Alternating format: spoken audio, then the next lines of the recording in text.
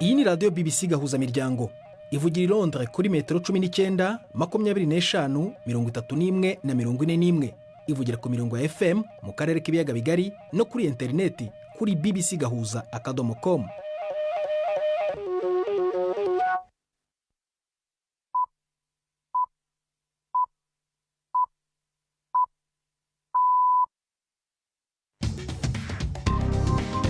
Ubu ni saa 10:30 ku isaha mpuzamahanga ya GMT, ni saa 12:30 ku masaha yo mu Rwanda no mu Burundi. Muri studio muri kumwe na Prudence Ngiyumva. Buriwe hoteza amatwi BBC gahuza miryango aho hose ku isi, ikaze kuri radio, kuri Facebook live mu buryo bw'amashusho, kuri bbcgahuza.com no ku mirongo migufi ya shortwave. Dore ingingo z'inyiza makuru turambura mu kanya kuri mugoroba wa gatatu tariki ya 24 z'ukwezi kwa munani. Perezida wa Ukraine yavuze ko igihugu cye kizarwana intambara yatewe n'Uburusiya kugeza ku musozo, anatsindagira ko atazava ku izima cyangwa ngo agire ibyo yigoma. Yabitangaje mu ijambo ryo kwizihiza isabukuru y'imyaka 31 y'ubwigenge. Muri Repubulika ya Demokarasi ya Kongo, umutwe Gumino kuri uyu wa kane uhakana kuri uyu wa gatatu uhakana uruhare mu bitero byinshi abasivile barenga 20 ababarirwa mu bihumbi yakava mu byabo mu karere ka Fizi. Jewe n'umutwe mvugira wa Gumino ntabwo akazi kacu ari ugutera, ni gute twaje gutera kandi dufite abo ducungiye umutekano aho turi mu birindiro zacu. Naho mu Rwanda, umuhanzi Ivan Buravan yasezewe n'abakunzi babarirwa mu bihumbi mu muhango wo kumushyingura nyuma y'urupfu rwe ku myaka 27 gusa, ngo yapfuye agifite ibihangano bye ku mutima.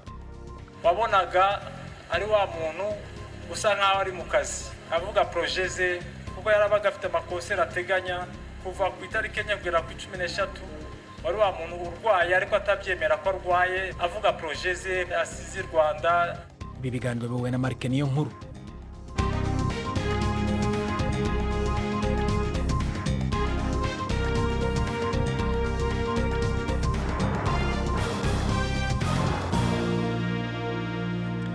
Ibi byose n'ibindi dufite muri aya makuru turabirambura mu kanya nyuma yuko Jacques Niyitegeka abanza kutugezaho inshamake z'andi makuru avugwa ku isi. Perezida wa Leta Zunze Ubumwe za Amerika Joe Biden yemeje ko igihugu cye kigiye guha Ukraine inkunga ya gisirikare iruta izo imaze kwiha kugeza ubu, ikaba ifite agaciro kari munsi gato ya miliyari 3 z'amadolari. Mu itangazo, Bwana Biden yavuze ko ifashanyo igamije kugira ngo Ukraine ibashe gukomeza kwirindira umutekano mu gihe kirekire kiri imbere. Ayo mafaranga azakoreshwa mu kugura imbunda zo gukumira ibitero byo mu kirere, kugura ibibunda birasa ibisasu bya muzinga no kugura amasasu n'ibyuma bya radari. Amerika imaze guha Ukraine inkunga ifite agaciro karenga miliyari 10 z'amadolari kuva intambara yatangira. Inkunga itangajwe mu gihe uyu munsi huzuye amezi 6 y'intambara Uburusiya bwashoje kuri Ukraine itangiye, akaba hari umunsi wahuriranye n'isabukuru y'ubwigenge bw'iki gihugu cyahoze mu cyitwaga Repubulika Zunze Ubumwe z'Abasoviyete. Mu ijambo, Perezida wa Ukraine Volodymyr Zelensky yagejeje ku baturage b'igihugu cye mu kwizihiza imyaka 31 kimaze kibonye ubwigenge, yavuze ko kizarwana n'Uburusiya mu ntambara bwagishojeho kugeza irangiye. Yashimangiye ko nta kintu na kimwe igihugu cye kizahara. Ikituragishinga ni igihugu cacu gusa, tuzokigwanira gushika. Twarihagaze ko bikomeye amezi 6 yose. Ntivyorosha, ariko twaregeranije ingufu zacu turwanira kazoza kacu. Buri munsi mushasha utwibutsa ko tudakwiye guheba. Inyuma y'uru rugendo rurerure, nta burenganzira dufise bwo kureka gushika impera. Impera y'intambara kuri twebwe ni iki? Twahoze tuvuga amahoro, ubu tuvuga intsinzi. Ntituzorondera kumvikana n'abitwaje iterabwoba. Umunyamabanga mukuru wa ONU yatanze impuruza ko miliyoni nyinshi z'abantu bashobora kwinjira mu bukene bukabije kubera ingaruka z'icyo yise intambara idafite ishingiro y'Uburusiya kuri Ukraine. Antonio Guterres yabwiye akanama ka ONU gashinzwe umutekano ku isi kuri uyu munsi huzuye amezi 6 iyo ntambara itangiye. Yavuze ko abantu basanzwe babayeho mu buzima bw'amanegeka hirya no hino ku isi ubu bahanganye n'ikibazo gikomeye cy'uko ubuzima busigaye buhenze cyane kubera izamuka rikabije ry'ibiciro by'ibiribwa, ifumbire n'ibitoro. Perezida wa Ukraine Volodymyr Zelensky wagejeje ijambo ku kanama ka ONU gashinzwe umutekano ku isi hifashishijwe ikoranabuhanga rya kure, yatanze impuruza ko isi ishobora kwibasirwa n'ibyago bikomeye by'ubumara bwa nucleaire bwa sohoka mu ruganda rutanga amashanyarazi yava ku ngufu za nucleaire rwa Zaporizhzhia runini cyane mu Burayi. Avuga ko Uburusiya bwahinduye agace k'imirwano. ingabo zirwanira mu kirere za Ethiopia ziravuga ko zahanuye indege yari igemuriye intwaro inyeshyamba zo mu mutwe uvuga ko haranira kubohoza abanyatigray wa TPLF nyuma yaho yinjiriye gatoya mu kirere cya Ethiopia inyuze muri Sudani. Zivuga ko iyo ndege ari iy'abanzi bazwi mu mateka ba Ethiopia bamaze igihe bafasha umutwe wa TPLF, ariko nta bindi bisobanuro byatanzwe.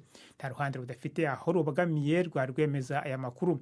Mbere yaho imirwano yongeye kwaduka mu majyaruguru ya Ethiopia hagati y'ingabo za leta n'inyeshyamba z'abanyatigray, mu gihe buri ruhande rushinja urundi kutubahiriza amasezerano yo guhagarika imirwano amaze amezi 5. Buri ruhande rurashinja urundi kuba ari rwo rwatangije imirwano. Muri Afurika y'Epfo abantu bari mu bihumbi bitabiriye imyigaragambyo mu rwego rw'igihugu yamagana ukuntu ubuzima busigaye buhenze cyane. Abiri mu mashyirahamwe y'abakozi ya Rutayandi muri icyo gihugu niyo ari ku isonga y'imyigaragambyo. Arashaka ko haba ihagarika ry'ubuzima bw'igihugu mu rwego rw'ubukungu. Imyigaragambyo iteganijwe mu ntara zose z'igihugu, ariko ikibanda cyane mu mijyi ya Cap na Pretoria. Ni inkuru ya Lebo Diseko mugezweho na Victoria Wonkunda.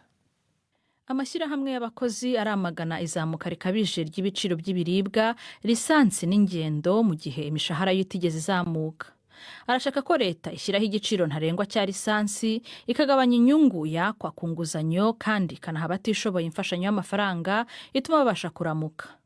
Hafi 1/3 cy'Abanyafurika y'Epfo ni abashomeri, kandi igihugu gihanganye n'ikibazo gikomeye cy'ubukungu kubera ingaruka z'intambara yo muri Ukraine n'icyorezo cy'indwara ya COVID-19. Leta ivuga ko abakozi bari mu myigaragambyo badahemberwa iminsi bayikoraho, kandi ntiyemerera abakozi bo mu nzego z'ingenzi mu buzima bw'igihugu kwigaragambya. Abanyangora uyu munsi biriwe mu matora y'umukuru w'igihugu n'abadepite. Perezida ucyuye Joao Lourenço wo mu ishyaka riri ku butegetsi rya MPLA ahatanye na Adalberto Costa Junior yoboye ishyaka ritavuga rumwe n'ubutegetsi rya UNITA ryahoze hari umutwe w'inyeshyamba. Ishyaka rya MPLA rimaze imyaka irenga 40 ku butegetsi, rimaze igihe rinengwa ko ryananiwe guhangana n'ikibazo cy'izamuka rikabije ry'ibiciro, ubukene n'ubushomeri, nubwo bwose igihugu gikize kuri peteroli. Nubwo biruko ishyaka riri ku butegetsi, abakurikiranira hafi ibera muri Angola bavuga ko rikomeje kugira amahirwe menshi yo kwegukana ubwiganze mu nteko nshinga amategeko, naho UNITA ikongera gatoya abadepite bayo. Bwana Costa Junior yari yasabye abamaze gutora kuguma hafi y'ibiro by'amatora kugira ngo hagabanuke ibyago by'uko habaho uburiganya. Abanyeshuri b'abanyamahanga guhera uyu munsi bemerewe gusubira kwiga mu Bushinwa nyuma y'imyaka irenga 2 ishize iki gihugu cyarafunze imiryango kubera indwara ya COVID-19. Mbere y'iki cyorezo abanyeshuri b'abanyamahanga 500,000 bigaga muri za kaminuza na za koleje zo mu Bushinwa. Benshi muri bo nabo mu bihugu byo muri Aziya nka Thailand, Pakistan na Indonesia. Hari uburakari muri bamwe mu banyeshuri b'abanyamahanga batabashije kurangiza amasomo yabo kubera ingamba zo gukumira icyo cyorezo. Ntabwo byari byamenyekana neza igihe ba mukerarugendo b'abanyamahanga bazemererwa kongera gusura igihugu cy'Ubushinwa. Urakoze Jacques, nitegeka kuri aya makuru ya BBC.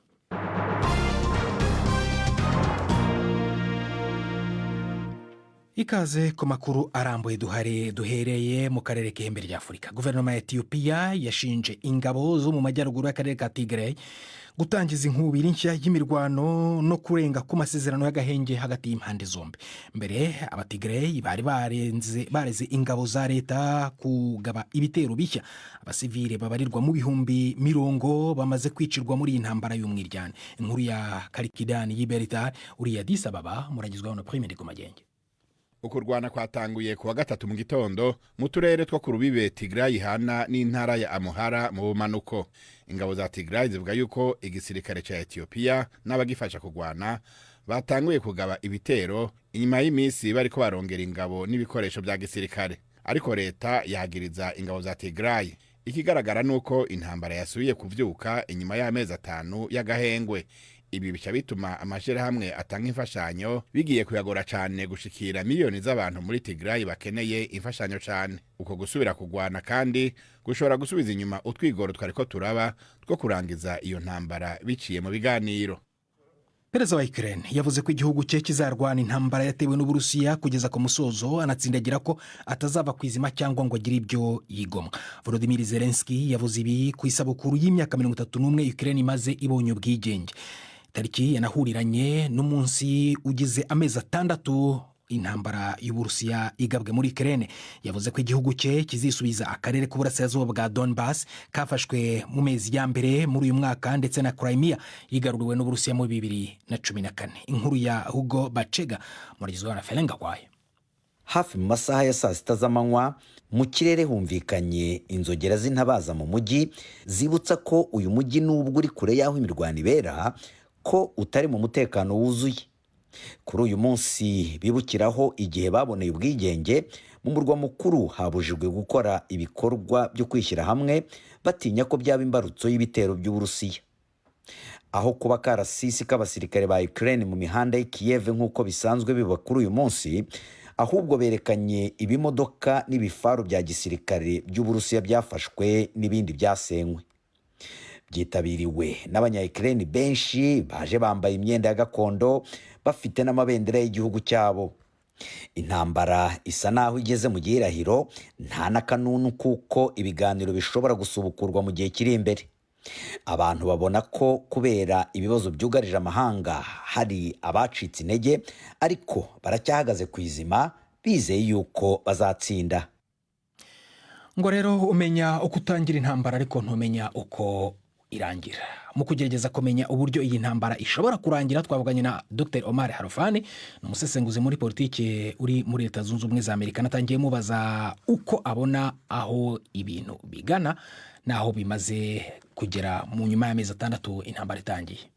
Nk'uko bikunze kugenda bigaragara, akenshi bino bihugu bikomeye birahangana, bigasanga na amateka umuntu yavuga agenda yisubiramo, kuko iyo urebye muri za 60 no mu ntangiriro y'1970 hagati ya Leta Zunze Ubumwe za Amerika na Vietnam, ukanareba hagati y'icyahoze ari kimwe ry'Abasoviyete na Afghanistan mu myaka za 80 igihe barwanaga n'abitwaga ba mujahidina, no kuvuga ngo usanga harimo kunanizanya hagati y'ibihugu bikomeye. Nibyo rero bino bihugu byo mu burengerazuba byakoze, buriya byanabikoze kuva mbere, batangiye gutraininga ingabo za Ukraine mbere y'uko bira byose biba. Ibyo rero nibyo byananije Uburusiya muri ya minsi mike 2-3 kugira ngo bafate Ukraine nyine, noneho bashyiraho leta igendera ku bitekerezo by'Uburusiya. Ntabwo nubwo Uburusiya bubyita intambara, buvuga ko ari ibikorwa bya gisirikare byagombaga kwihuta, none bimaze amezi 6. Abasesenguzi mu bya gisirikare bavuga ko bwatakaje ingabo nyinshi cyane, bwatakaje ibikoresho bya gisirikare.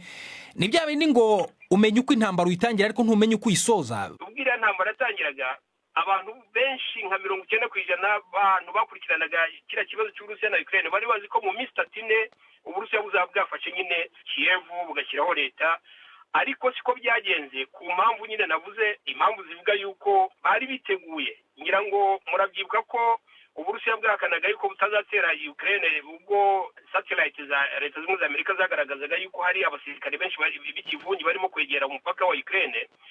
Ibyo rero ni ibintu navuga cyane cyane nka Leta Zunze Ubumwe za Amerika zakurikiranaga hafi, ari nabyo byatumye nyine umugambi w'Uburusiya utagerwaho. Ubu ngubu navuga ngo ujye ukabaza Putin yakubwira ngo ndicuza impamvu natangiye iyi ntambara. Abavuga bati ibi bintu bizarangira ibihugu byombi bigiye ku meza y'ibiganiro.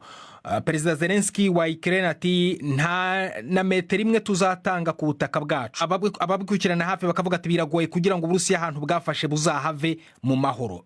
Bizagenda gute? Hari ibintu bishobora gutuma intambara ihagarara, cyane cyane ko ubu ibihugu byo mu burengerazuba bw'isi n'Uburayi muri rusange bigiye kwinjira mu gihe cy'imbeho.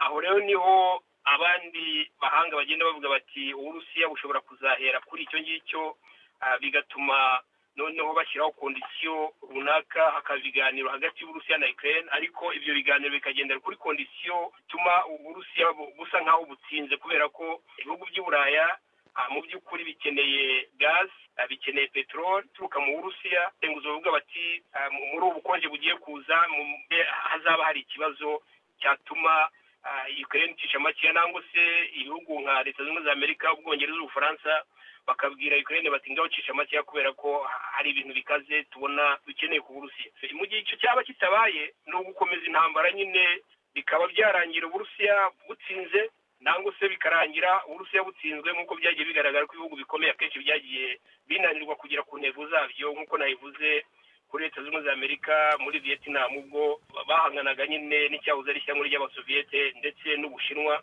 byafashaga Vietnam.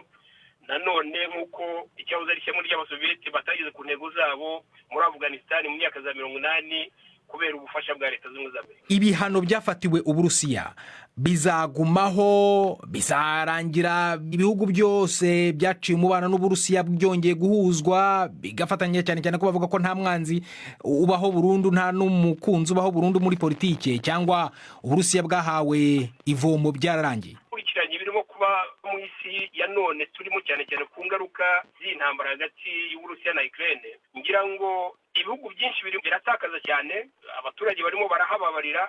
Bamwe mu bahanga mu byerekeye ubukungu bakavuga bati ubukungu bw'Uburusiya burimo burazamuka kurusha mbere kubera ko Uburusiya bufite peteroli, bufite gaz, buracuruza kandi igiciro kiri hejuru. Wanasubira inyuma koko ugasanga ibyo bintu bifatika kubera ko nk'igihugu cya Saudi Arabia bavuga ko kimaze kugira ubukungu bwikubye inshuro 3 muri aya mezi ashize kubera kino kibazo kizamuka ibiciro nyine bya peteroli na gaze. Umuntu akavuga ngo Uburusiya kubera ko burimo buracuruza gaze na peteroli, baracuruza ariko ntabwo bacuruza nka mbere nk'uko byahoze, kuko nk'ibihugu by'Uburayi byagabanuye ingano bivanayo, nka mu Bwongereza nk'urugero mu kwezi kwa gatandatu byatangajwe ko nta gaze n'imwe bwigeze buvana mu Burusiya, bibaye ku nshuro ya mbere. Ibyo nibyo, ariko buriya iyo urebye ikintu kijyanye na peteroli na gaze Ubushinwa bukenera, wanareba umubano uri hagati y'Uburusiya n'Ubushinwa, uhita ubona uburyo Uburusiya burimo bucuruza kandi ubukungu bwabo bukazamuka. Ikindi nanone ni uko igihugu nka Saudi Arabia ubu kirimo kiragura gasi na peteroli mu Burusiya ku giciro gitoya, kuvuga ngo Uburusiya buracuruza ku giciro gitoya, ukanacuruza mu bihugu runaka, ariko baracyasohora peteroli. Ku bijyanye na Ukraine, hari abavuga bati none Ukraine izahora ifashwa kugakoresha kariko kose, izahora iteza amaboko Leta Zunze Ubumwe za Amerika n'ibihugu by'Uburayi ku buryo izahora biyifasha byose, bizagenda gute? Kubera bya bindi bavugaga inyungu za politiki akenshi zidahora ziri muri negative nangwa se ziri muri positive. Ni ukuvuga ngo bino bihugu bishobora gucikamo ibice hakurikijwe nyine inyungu za buri gihugu. Ni nacyo bamwe mu bajyanama ba Putin ngo bamubwiye ko barindire uburyo intambara igenda gahoro gahoro, noneho bino bihugu bifasha Ukraine bizageraho birambirwe, ngo kuko ubukungu bwabyo burimo buragenda busa nkaho busubira hasi cyane, noneho bagashaka izindi ngamba zatuma intambara ihagarara, ubwo Uburusiya bukaba busa nkaho butsinze nyine intambara. Dr. Omar Harfani, umusesenguzi mu bijyanye na politike haba mu gihugu cya Leta Zunze Ubumwe za Amerika.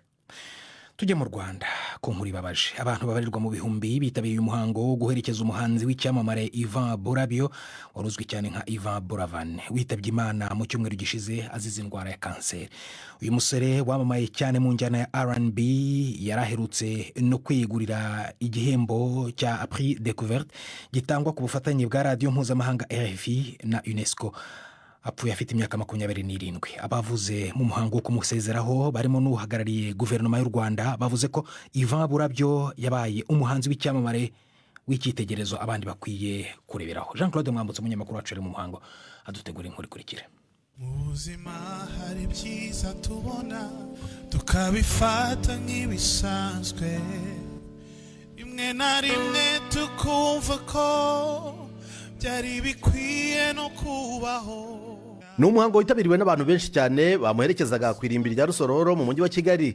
Uretse imbaga y'abakiri bato, Ivan Burabyo warozwi ku mazina y'ubuhanzi ya Ivan Buravan yanasezeweho n'abakunzi b'umuziki we ndetse n'abahagarariye guverinoma. Yasezeweho ku buryo budasanzwe, abamuherekeje bakoma amashyi mu gihe mu bisanzwe amashyi atemewe mu cyunamo.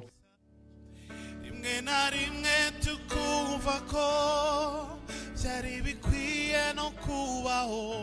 Abavuze kuri uyu musore wari wujuje imyaka 27 bavuze ko yari umuntu wiyeguriye umuziki, ariko ngo akaba yanakundaga abantu cyane. Ivan Buravan yaguye mu gihugu cy'Ubuhindi nyuma y'igihe kitagera ku cyumweru yarahamaze mu bitaro. Umuvandimwe wamuherekeje mu gihugu cy'Ubuhindi avuga ko yageze ku munsi wa nyuma agifite icyizere cyo gukira. Wabonaga ari wa muntu usa nkaho ari mu kazi, avuga projet ze, kuko yarabaga afite amakosera ateganya kuva ku itariki enye kugera ku 13. Wari wa muntu urwaye ariko atabyemera ko arwaye bakamuvura, ariko avuga projet ze asize Rwanda bimaze kuba cumi n'enye nibwo yaratangiye kugenda acika intege cyane. mu baherekeje uyu muhanzi barimo n'abahagarariye guverinoma ndetse ari nayo yafashije umuryango we kumwohereza mu Buhindi kwivuza. Minisitiri ushinzwe urubyiruko n'umuco Madame Rosemary Mbabazi niwe waje ahagarariye guverinoma mu muhango. Mwabuze umwana natwe twabuze umuhanzi w'indashyikirwa mu gihugu cyacu, kandi yari impano, niyo mpamvu twese turi hano kuko yatubereye umugisha. Icyo mwibukaho cyane, ntabwo yari umwana wiheba, yari ishema ku gihugu cyacu. Imyaka 27 ni mike cyane, ariko nicyo gihe cyari kigeze.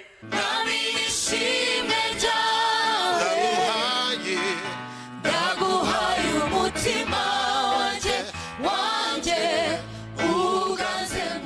Ivan Buravan wateguraga igitaramo gikomeye mu kwezi gutaha cyo kumurika alubumu ya kabiri yari amaze kwandika indirimbo nyinshi cyane zirimo izatumye amenyekana cyane nk'iya Malayika iri mu za mbere yanditse.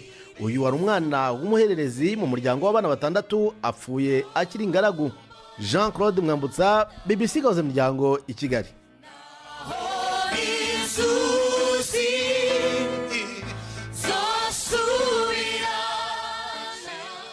iruhuko ridashira rero kuri Ivan Buravan. Reka iyo nkuru ye tugejeje ku isaa 11:50 hano i London mu Bwongereza, ni saa 12:50 i Kigali mu Rwanda ndetse ni Bujumbura mu Burundi. Ni BBC Gahuza Miryango urumva no kuri Kisoro FM muri Uganda, kuri bbcgahuza.com cyangwa kuri Facebook live mu buryo bw'amashusho. Mukanya turagaruka ku makuru arambuye nyuma y'aka karuhuko gato cyane. Ndi Prudence Ngiyumva. BBC Gahuza Miryango Igoma ni kuri FM 93 n'ibice 8. Tuye muri Repubulika ya Demokarasi ya Kongo nyuma yo kumva ibivugwa n'umutwe wa Biroze Bishambuke uvuga ko watewe nabo muri Gumino mu karere ka Fizi mu ntara ya Kivu y'Amajyepfo. Kuri uyu wa gatatu twashoboye kuvugana n'uruhande ruregwa kugaba ibyo bitero byishe abantu barenga 20 ababarirwa mu bihumbi bagakurwa mu byabo. Umuvugizi wa Gumino Olivier Murindangabo ahakana ibyo birego avuga ko nta ruhare bafite mu mpfu z'abasivile. Jewe n'umutwe mvugira wa Gumino ntabwo akazi kacu ari ugutera, ni gute twaje gutera kandi dufite abo ducungiye umutekano aho turi mu birindiro byacu. Iyo bavuga ko abaturage babarirwa mu bihumbi 6 bamaze guta ingo zabo, abarenga 20 ko barishwe, ibi byose no kuvuga ngo babikura mu mwuka rero? Oya, birahari nyine, ntabwo babesha. Abo bapfuye nibo ntomenya nkaba ari bo babica cyangwa baguye mu ntambara zabo zaho bateye. Maze igihe imyaka ni myinshi igera kuri 6 barateye igihugu baragisenya bafatikanije na imitwe y'abanyamahanga bari abarede tabara abawe mu imigwano barahunga, abaturage barimo barahunga, sinababo bonyene bahunze n'abacu barahunze. None si yo mirwano irimo iraba hagati y'abande, niba mwebwe mutabifite mu ruhare?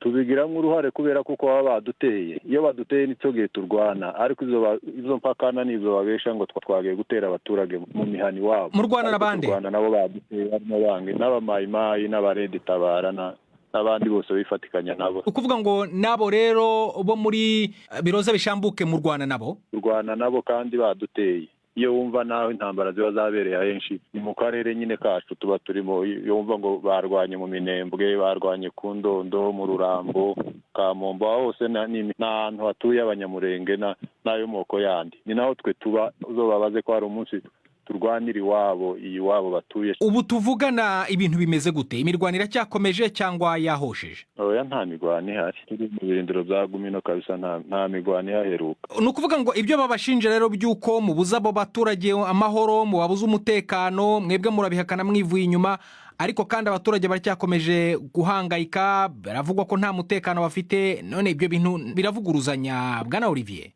Twe turabihakana nk'umutwe wa Gumino, kaho mvuga nje ndi hano muri Minembwe nta n'imirwani yaheruka kabisa, n'abaturage bahari bafite umutekano. Wowe ni ukuvuga ngo urahakana wivuye inyuma ko ibyo bitero mutabigabye, abo baturage barenga 20 bapfuye mutabifite mu ruhare? Oya kabisa, ntitunahegereye aho banavuga, ntabwo hegereye naho turi.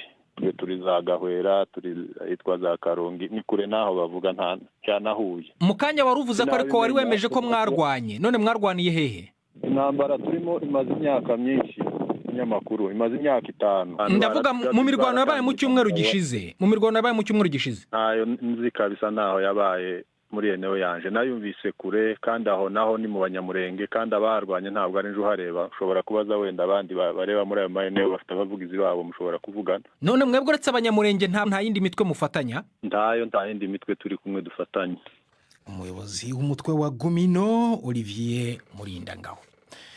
Reka noneho tujye ku nkuru ya Kanyange Nadia ukomoka mu Burundi winjiye muri Scotland cyangwa Ecosse ari impunzi ubakaba umwe mu banyapolitike b'iki gihugu. Uretse ibibazo yahuye nabyo nk'abandi bimukira birimo ndetse no kutamenya ururimi rw'igihugu yahungiyemo, Nadia ubu abona Scotland cyangwa se Ecosse nk'igihugu cye ku buryo yanatinyutse kwinjira muri politiki yacyo. Mu matora yabaye mu mwaka ushize wa 2021 yiyamamarije umwanya w'umudepite mu nteko ishinga amategeko ya Scotland akoresheje itike y'ishyaka arimo rya Green Party.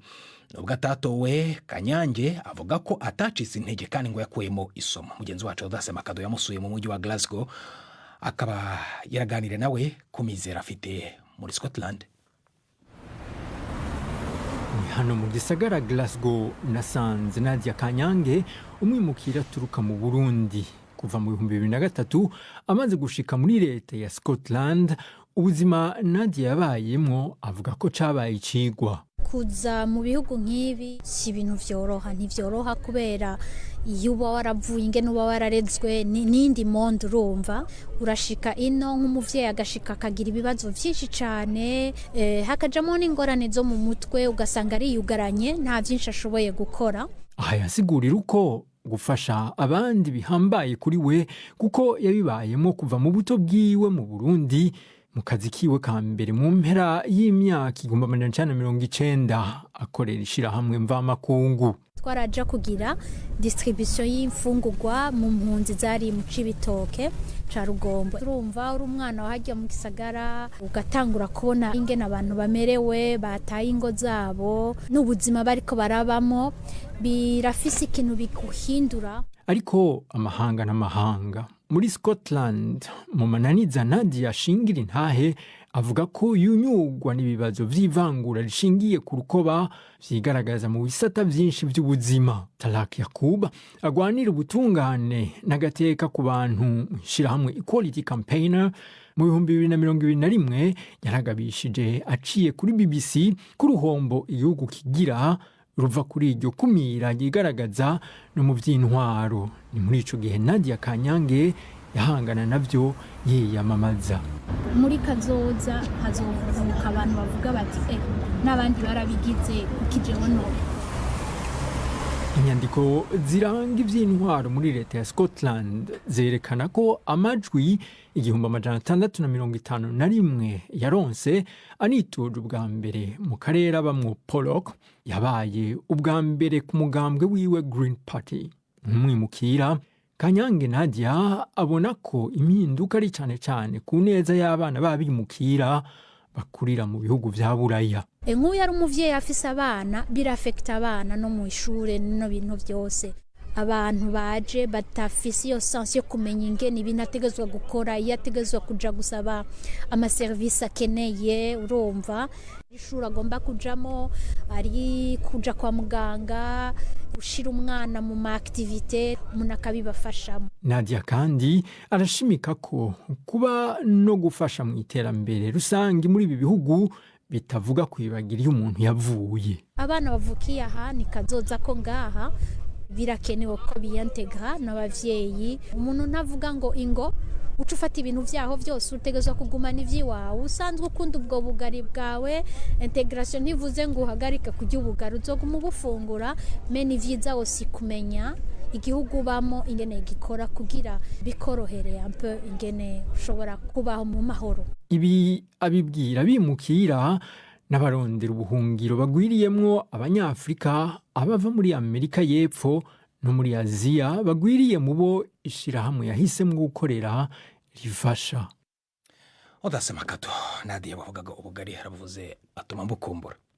iyo nkuru ni nayo tugejeje ku musozi w'amakuru yacu yo kuri uyu mugoroba. Andi ushobora kuyasanga kuri bbc-gahuza.com. ni naho ushobora gusanga andi makuru tutashoboye kukugeza mu minota 30. ariko mbere yo kubasezeraho wamenye ko perezida wa Ukraine Volodymyr Zelensky yavuze ko igihugu cye kizarwana intambara yatewe n'Uburusiya kugeza ku musozo, anatsindagira ko atazava ku izima cyangwa ngo agire ibyo yigomwa. Yabitangaje rero mu ijambo yagejeje ku banyagihugu mu kwizihiza isabukuru y'imyaka 31. Indi Prudence Ngiyumva wakoze guhitamo BBC Gahuza Miryango.